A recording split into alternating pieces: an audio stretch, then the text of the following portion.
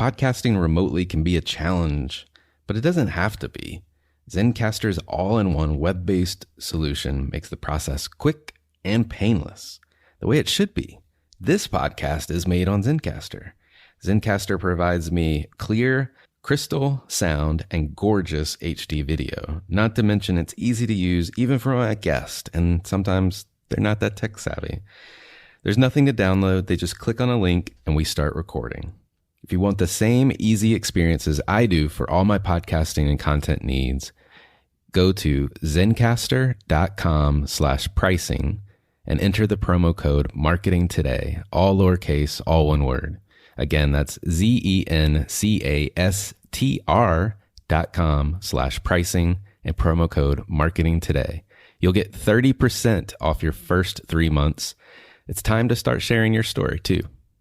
You know, I've been talking about earned media value for quite some time on this podcast. My friends at Eisenberg have just raised the bar on earned media benchmarks with their social index. Social Index now gives you globally earned media values across a growing list of 6 geographies for all your KPIs across the top 7 social platforms: Facebook, Instagram, LinkedIn, Snapchat, TikTok, Twitter, and YouTube.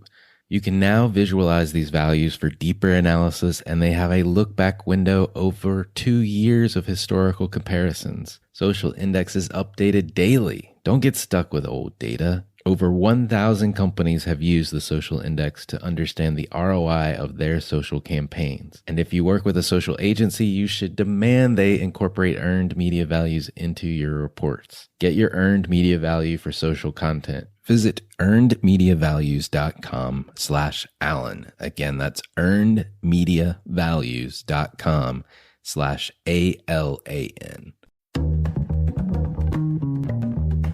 For all of us, it's about predicting where the consumer is going and getting half of it right. One of the things we want to do is create ads that don't suck. Embracing change creates great possibility. I'm Alan Hart, and this is Marketing Today. Today on the show, I've got John Moorhead. He's the Chief Marketing Officer for Seventh Generation. We talk about today, Seventh Generation, what it is, how it operates as part of the Unilever portfolio of companies. We talk about the brand refresh, the visual identity that's been refreshed recently, as well as the future of green products and what makes it so hard to convince customers to buy them, how convenience plays a huge role in that, and a lot more. I hope you enjoy this conversation with John Moorhead. John, welcome to the show. Thank you, Alan. It's great to be here. Yeah, well, I'm looking forward to the conversation. A lot to talk about, but before we get too far down this path, this is a marketing show. And how'd you find your way to marketing? Yeah, it's one of my favorite questions. First, a little about me. And in 3 words: family, sports, and the outdoors. I can go down an exciting rabbit hole in each of those topics. And I think they'll be relevant later today, but that's really key. And my first part of my career was actually as a financial analyst. And I spent ultimately almost 7 years in that. About 3 or 4 years into that, I had spent a lot of time. My brother was at P&G as a marketer. But I thought, marketing, schmarketing. I was like, that's for the birds. This just doesn't make any sense to me. And at that time, I was deep into the outdoors. And so just playing outside as much as possible. And I was reading Outside Magazine one day, and there was an ad from a waste management company called Veolia. And the ad across the top of the page said, "Don't throw it away. There is no away." It was a showstopper for me. It was complete, like, oh my God. It was a paradigm shift. I was like, wait, when I throw it in the garbage, it doesn't actually disappear. It just goes into a big bag somewhere in the land. And that was my first sort of moment of like, wow, maybe marketing can be helpful, because that was educational and I learned something. And I found that to be just really, really important. And then some books on how nature and the environment are being really impacted significantly by how business operates and what those two things need to change. And marketing became a real path for that. Or how am I going to change the way people think about the outdoors? And I was like, oh, okay, all right. So maybe marketing isn't so bad. And that began my journey. And the irony now, I both like marketing and birds. So it's it's been quite a path. Yeah. Well, I mean, so from reluctant marketer. Yeah, that's right. to chief marketing officer for Seventh Generation. Fill in the middle. That's great. Yeah. So after the financial analyst around that part of my time, which I loved the analytical rigor. I loved the competitiveness and the variety, but I wasn't the builder. I mentioned earlier the sports piece. I love playing on teams, and the ability to put the right people in the right place and really dive in on a strategy or where things need to change was a big piece of that. And so that middle part of the book and the ad, the natural capitalism, really brought me to a whole different frame on business, and ultimately graduate school, a failed startup, and then an introduction to the CEO of 7th Gen. And a funny story there is actually the introduction came from my brother, who is a better version of me, and also a sensational CMO. And he introduced me to the new CEO of 7th Gen, and that's where it all began. And I started at the very bottom as an analyst who really so marketing analyst working on our integrated marketing team, and I really knew nothing. And it was a great chance for me to apply the analytical pieces of what business needed to help the environmental space, and environmental space needed to be credible to the investing community. And so it was a great place for me to put the passion and the analytics together. And from there, it just began. So I started as an ABM, and from that time on integrated into a category role where you really become the CEO of a product. And I didn't really know what that meant until I was in it. And there's no better expert than you on that category. And how well do you really know your business and the consumer? And that was such an empowering place to start, right? Because nobody is going to know the consumer better than you are. And so all those ties back to, don't throw it away. There is no way. That emotional connection with consumers, that has to start with your understanding of both the business and the category and the mind frame and everything that comes from that. And so from the integrated marketing role to a category role to then one of the co-founders of our e-commerce business, where we are really a center of excellence for Unilever today, which is really exciting. And then into a lot of innovation with category role across a lot of businesses, and now CMO having the communications pieces and the categories and the innovation all together. Yeah, well, I mean, I love it, and what an amazing find, if you will, to find Seventh Generation to merge your two passions, right? The environment, capitalism, and marketing. That's unusual to find it right away, like sometimes we go on a path and it takes us a while to find it. So man, you should thank your brother every day. Yeah, I do.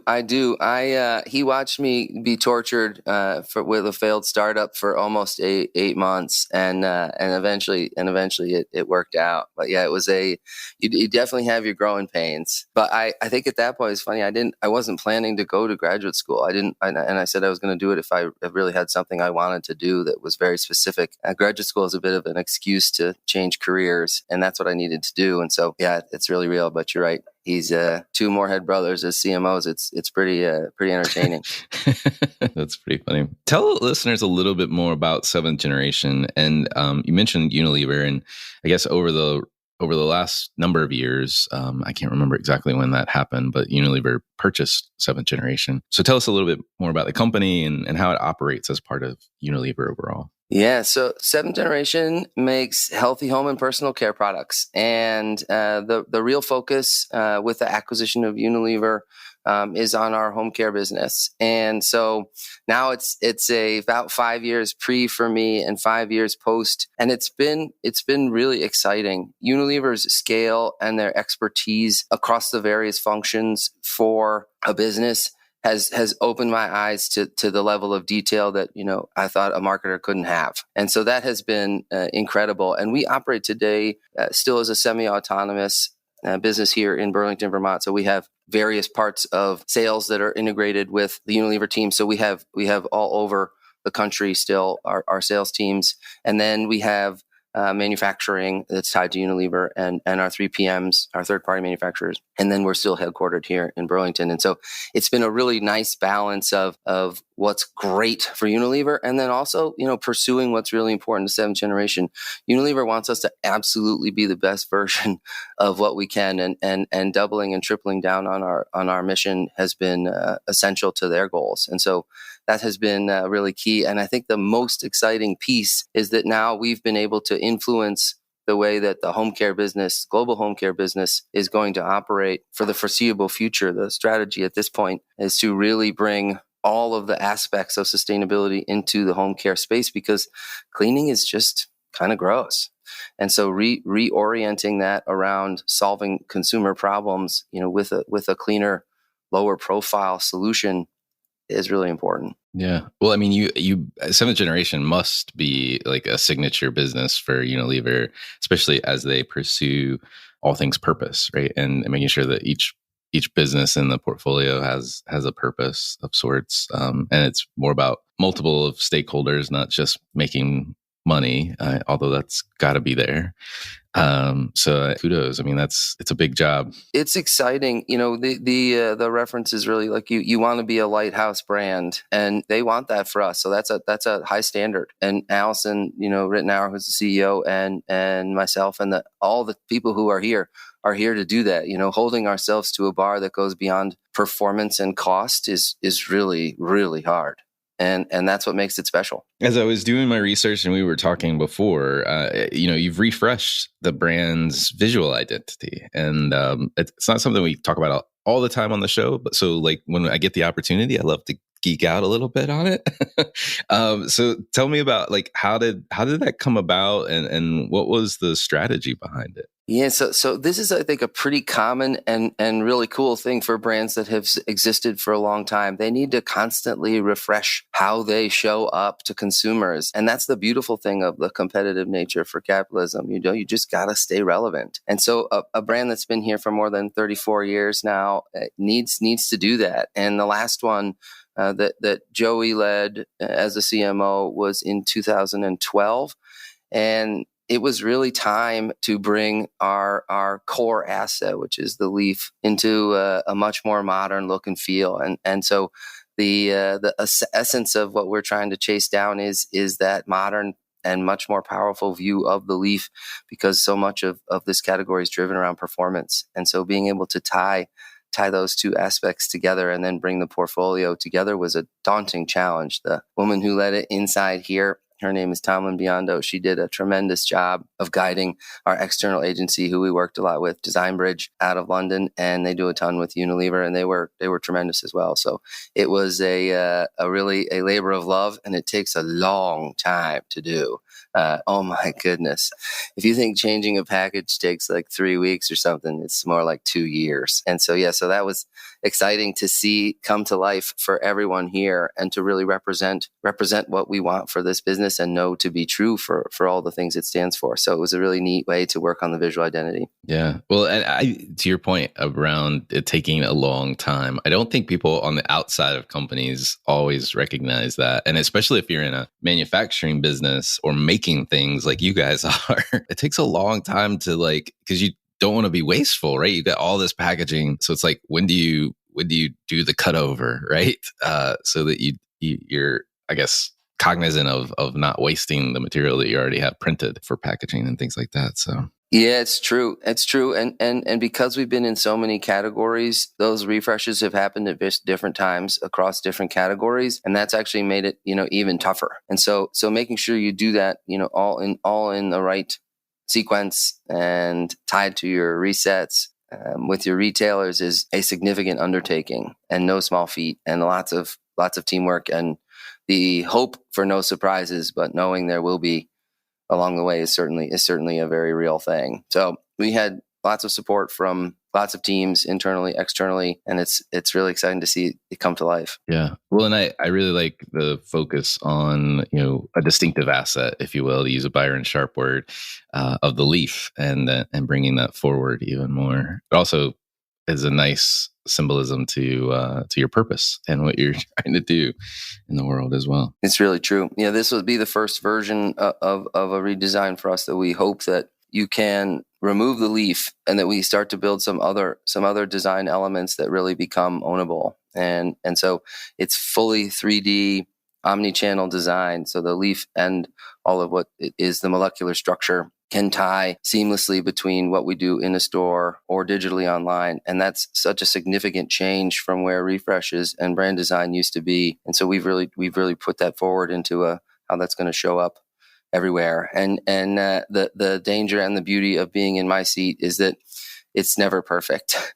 And, we're already figuring out what 2.0 of this looks like. So I'm just as eager to make sure that happens as I am to see it successfully out in the wild today. Let's talk about the green products in the future. What do you see? Where are green products going? Yeah, it's a great question. It's really going to need to be a marriage of technology and science, and those two pieces. The more that they can merge together to make impactful outcomes for consumers that leave no trace, the more successful this will become. I can't tell you how daunting that challenge is. We've designed an aisle for consumers that's got big jugs of plastic and lots of water in them, and the prices are low. And that combination is incredible. And how you design out of lots of water and lots of plastic and still get the consumer to feel as though they're getting the quality and the value they deserve is a big hurdle. And so that's why the technology pieces and the science pieces need to make sure that they're driving the changes. And so I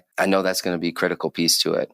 I can get it a little more into the products too, but well, yeah. I mean, so like maybe use an example of one of the products just to bring that to life, if you don't mind. Like how is the technology and the science coming together to help at shelf, if you will? Concentration in laundry is not a new idea. What is a new idea is making it really consumer relevant. So we've designed using technology a way for the consumer to have a dosing feature. So it's a very easy flip the bottle, one squeeze, and you're done. And it's completely revolutionizing how consumers think about liquid laundry because it's a big, big, big business and a big jug of plastic and water.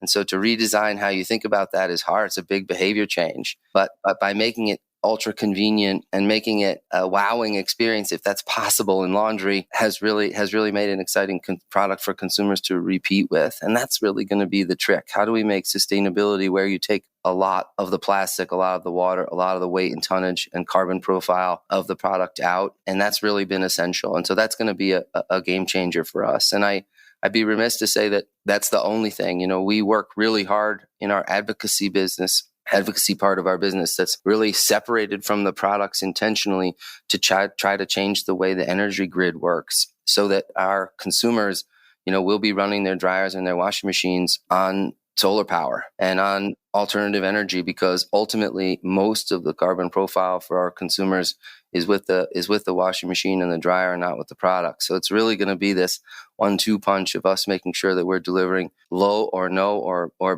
better products, and then making sure we have the fantastic energy grid that supports consumers being able to get the chores done that they want to get done without the challenges that come to leaving behind a real mess. Well, I really like the Easy Dose example in particular because, I mean, there's a ton of I didn't know there was a word for it, compaction that's going on in various ways, in various elements of products that are out in the marketplace. But a lot of them require an extra step, right? Like you have to remix detergent or something of that nature. And to your point about like, this makes it easy. It actually makes being green more accessible to more people, I think, by making it easy. And I'm just curious, like how you think about marketing's challenge to address kind of like that product need to deliver a more sustainable and eco-friendly product, since a lot of consumers frankly don't care at shelf.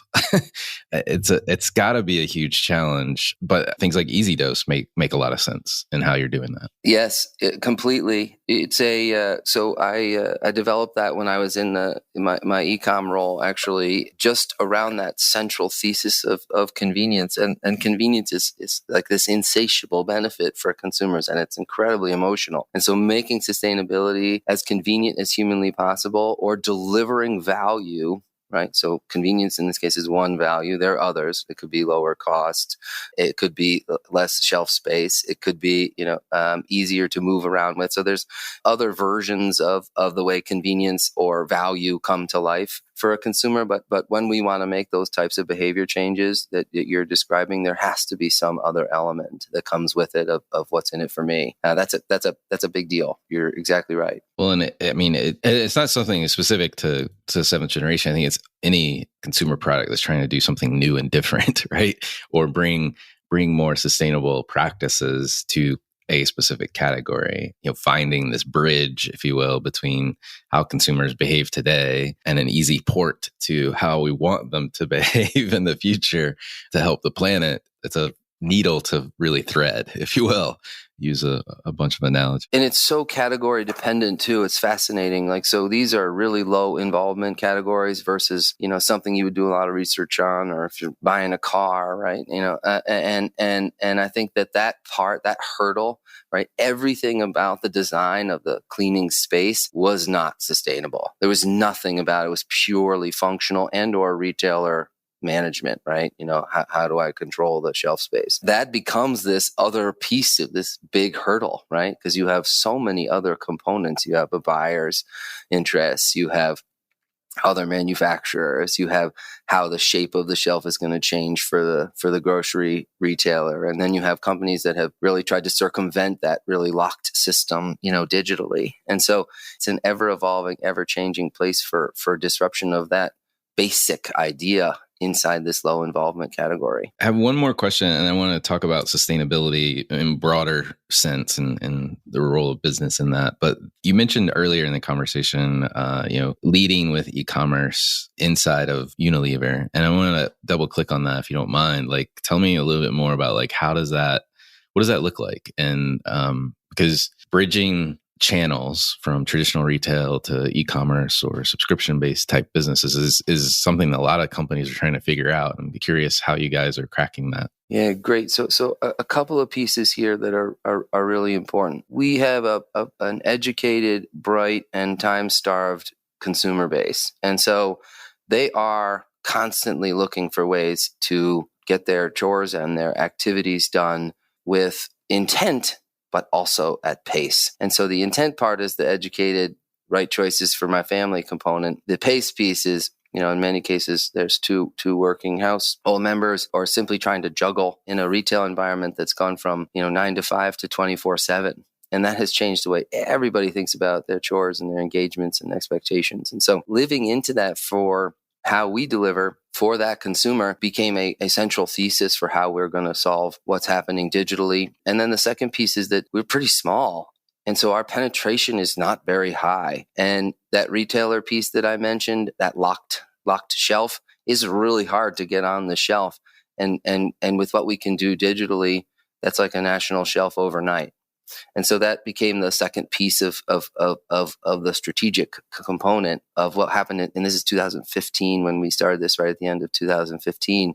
And those two pieces became very obvious, but shipping a big jug of laundry detergent that weighs 10 pounds and only costs $6, that doesn't work. Economics really don't make sense. Yeah, no. And doing that wisely and figuring out the right configurations and the right categories, in order to do it. And then beyond that first step of the configurations and the right categories, designing innovation for channel, what we call value density, is really, really critical. And so that became the journey, designing for the channel and then making sure that we understood how it operated. And in our case, really a concentrated, focused team. The CEO and CMO at the time, along with the head of sales, all came together and really put together a small squad or a team that was really focused on trying to tackle this all the way from the bottom up, because it's even harder. You can't see consumer reaction. They don't know what fragrance is. They can't pick up the bottle. They can't look at that from behind. How do you figure that out? All the design that CPG thinks about was flipped upside down. And so we figured out how to do that pretty quickly. And it was more than half of our growth for a very long time now. And certainly right into the pandemic, it set us up for great success. Yeah. Nice timing from getting it started, for sure. And kudos on the growth. That's amazing. Yeah, it's been, I don't know. It's a stay close to your consumers. You have a very talented audience that listens to your pieces, and that's not obvious. That's obvious to them, but it's not obvious when you're in the operating components of it, and it's hard to take those risks sometimes. But you gotta be there, and that was the central thesis that drove ultimately the investing structure, and Unilever has been super supportive of that. As a brand, seventh generation that's kind of stuck in the thick of sustainability issues, how do you think about the role of business, like broadly speaking, in areas like sustainability and climate? Curious to get your perspective. Yeah, so these are really sticky and important topics, and I think that the central thesis, for us is that business has to play an accelerator role in the right places, and where that's policy and where that's consumer, we're pursuing both of those paths. And the reason that we have to do that in both of those places is that it's the only way we speak from authority, right? So our product design and what we do from the bottom all the way through to how we communicate, that has to come, if we're going to ask consumers to change or to join this journey, that has to come from a place of both authenticity and authority, and otherwise it's just talk.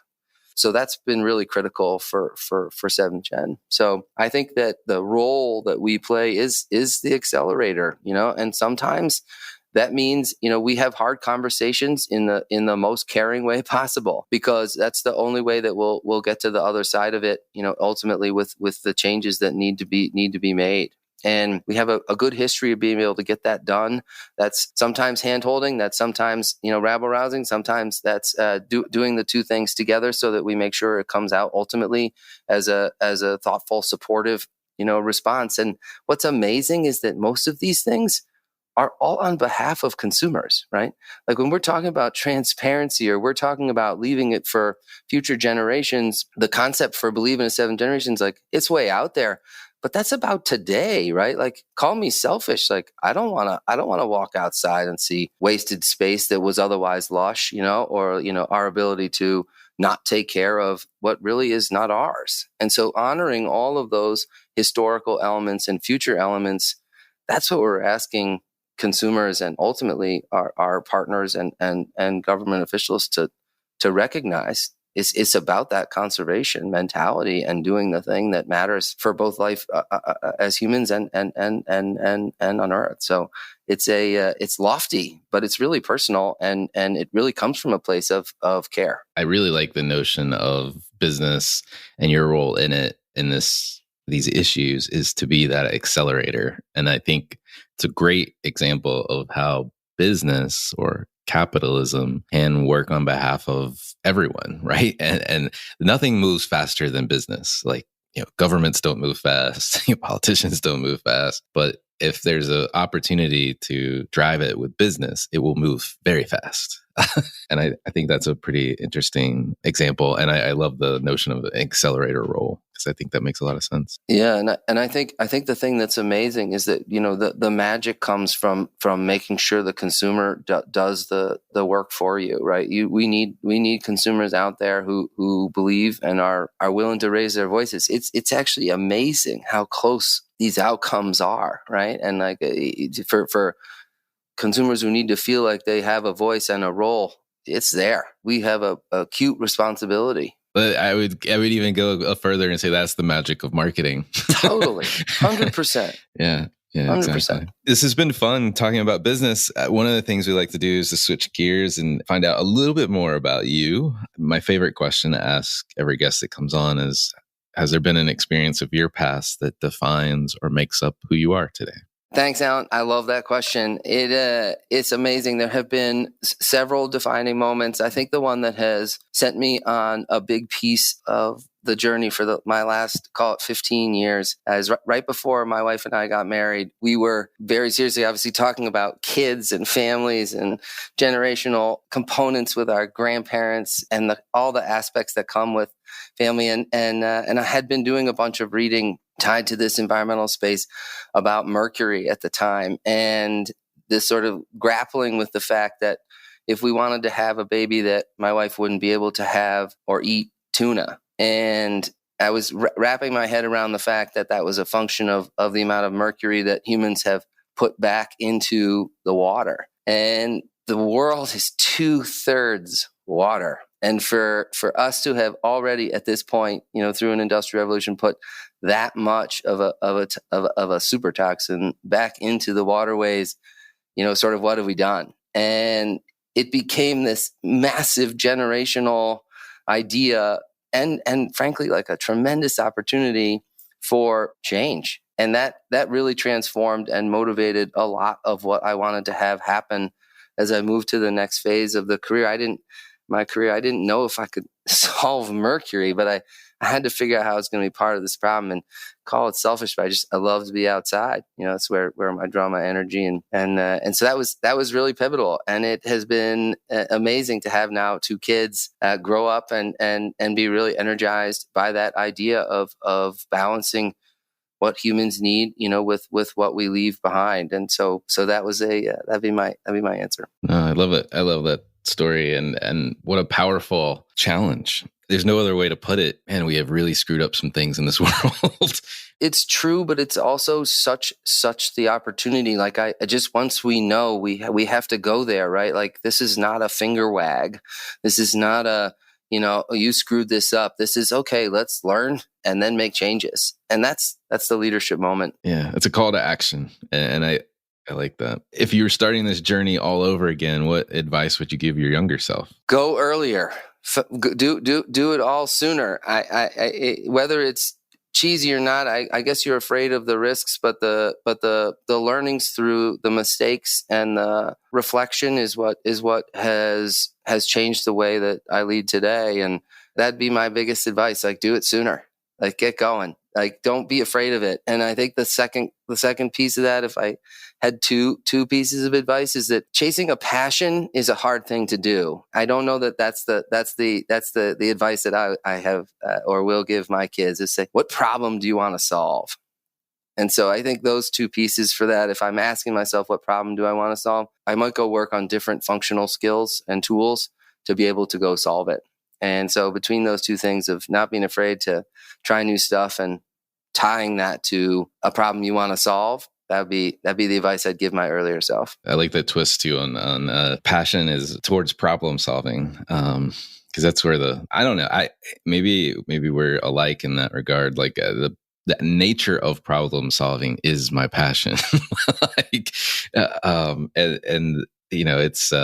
figuring it out and curiosity around it. It's self-reinforcing, if you will. Yeah, that's definitely the marketer in you, Alan. There's no denying that. Today, I have to balance that. I get in trouble for that. If I spend too much trying to solve, it's like, John, that's my job. Leave me alone. Please go away. Very true. Very true. Is there a topic you think marketers need to be learning more about today, or maybe something you're trying to learn more about yourself? I think that where marketers run into, call it the brick wall of fear, is behavior change. And the more that we figure out how to tackle that in ways that don't feel overly daunting or scary expensive, which is, how 7th Gen has viewed it, is really important. Easy Dose was our first real behavior change type of product. That's our role. That's this company's role. And as marketers, that'd be the first piece, behavior change. And then if I had a second, it would really be around the idea that we have to make stuff that's worth marketing. Because if we're just marketing because we like creative or we like to make a splash in media, you're not gonna break through anymore. It just doesn't work, And so coming from something that's really going to answer a problem that you have for a business or how that business is gonna make an impact, I think that'd be the second big piece. Like it's gotta mean something. 2 more questions for you. What are there any brands, companies, or causes you follow or you think other people should take notice of? Yeah, I love the question. The brands that are consistently reinventing themselves and have been around a long time, I find that like a fascinating journey. The fact that Nike, just can continue to reinvent itself as many times as it has is amazing. I certainly pay attention to Nike. I think that, you could say that pizza is relatively boring, but Domino's has made it a tech business. I think that's really neat. And then I think, what Ben & Jerry's has done, right, our next door neighbors here, is really remarkable from a how you have a brand that has a voice is really incredible. And it's perfect because people love to consume ice cream. We laugh internally here. It's very difficult. People don't love to go do their laundry. If I could get people to like folding laundry like that as much as they like eating ice cream and talking about, care, it would be a little more fun. But that's a fantastic set there. That'd be my 3. I love it. And my wife and I laugh because every time we go get ice cream, and we're outside of DC, so this is a total DC thing to think about when you go get ice cream, is whether or not we're going to see Joe, the president, at the ice cream counter, because he loves his ice cream too. Yes, he does. That's awesome. Yeah. Anyway, well, last question for you: what do you think is the largest opportunity or threat facing marketers today? Impact. It's really about impact, because the better we get with the data science pieces, the better that attribution, becomes, and that gets really hard. And so figuring out like how you're going to spend for impact, and that may not be a giant ad campaign across 12 platforms, and that's really important. And so I underpinning that is this real power of search, and so if we don't figure out how to market with impact beyond the performance marketing, so-called the brand building pieces, it's too easy for everything to become performance marketing and measurable. And so you run into that pair. Along those lines, I think there is this, I don't know, I think even if I look at some of the born digital brands or businesses, the D2C folks in particular, it's funny to me as a marketer as I look at like their progression. What they start in the digital channels because it's efficient, it's easy. Easy's an understatement, but like it's efficient. And then as they get bigger and bigger and bigger, they naturally start looking like a traditional marketer. They're using out of home. They're really leveraging the power of PR and earned media as well. Jujitsu their way to greater awareness, right? And I think to your point about impact, it's not always the thing that's measurable in the early sense, but as data science improves, hopefully we can rebalance the marketing mix equation a little bit and make sure we understand what truly works, both in the short and the long term. Yeah, we've sat smack in the middle of that, and that combination between sort of the impact pieces I'm referring to and like how performance marketing is being driven today is, and it's not only search and the performance marketing pieces, but it's so day to day that you're not building. It's a very, very different piece. And I think the data is still early on how to handle brand building in a world with complete fragmentation, like insane fragmentation in the media channels, on top of the ability to need to break through. And so you're stuck. You're stuck because then you go back to even more performance marketing and more of the ways that it's working for it's how I got all the money for ecom, right? So now sitting in the seat that I do, but balancing those two worlds is really, really essential. And that we have to find those moments that matter, and that means that they have to be impactful. And so that'd be my 1-2 on that. Well, John, thank you so much for coming on the show. This has been enlightening to hear a little bit about your journey on the personal side, but also seventh generation, what you guys are doing at the company. Yeah, I love what you're doing, Al. Thank you for taking the time, and I hope it keeps going. These are amazing. Thank you. Hi, it's Alan again. Marketing Today was created and produced by me, with support from my team and podcast editors, sound engineers, and writers at Share Your Genius. Find them at shareyourgenius.com. If you're new to Marketing Today, please feel free to write us a review on iTunes or your favorite listening platform. Don't forget to subscribe on marketingtodaypodcast.com and tell your friends and colleagues about the show. I love to hear from listeners. You can contact me on marketingtodaypodcast.com. There, you will also find complete show notes, links to what was discussed in the episode today, and you can search our archives. I'm Alan Hart, and this is Marketing Today.